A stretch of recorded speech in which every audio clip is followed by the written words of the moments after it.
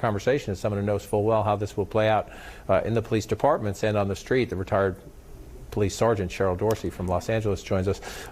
Cheryl, it's good to see you again. So the President of the United States says, we need to read the fine print here.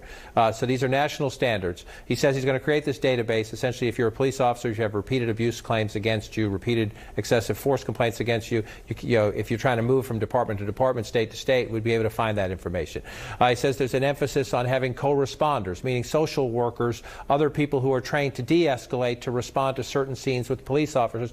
And he also said as part of his plan that this would do away with chokeholds. Again, we need to see the language there. This is a federal funding, essentially. If your department wants federal funding, we presume the language says you must do certain things. What is your take on the significance of this? There'll be a big debate on Capitol Hill. There's a debate in your city. There's a debate in your states.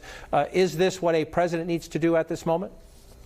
So here's the deal. More psychobabble from this president. It means nothing for ground pounders, for street troopers like me. Having spent 20 years in patrol, in uniform as an officer and a sergeant, I can tell you right now, police officers who work patrol are collectively sucking their teeth and rolling their eyes back in their head, because they're going to create a national database and they're going to put all these officers like Chauvin and the rest on it. And then what? Because unless and until they want to hold officers personally accountable, it changes nothing. You think there wasn't already a list over in Minneapolis with Chauvin on it? He had 18 personnel complaints. And now we know that the officer who murdered Mr. Brooks also had, I believe it was a dozen personnel complaints, none of which had been addressed, none of which had deterred that bad behavior. So when he talks about banning a chokehold, and we saw Daniel Pantaleo choke and murder Eric Garner only to be told by the police commissioner that wasn't a chokehold, that was an upper body seatbelt restraint. So how does this hold officers accountable and stop them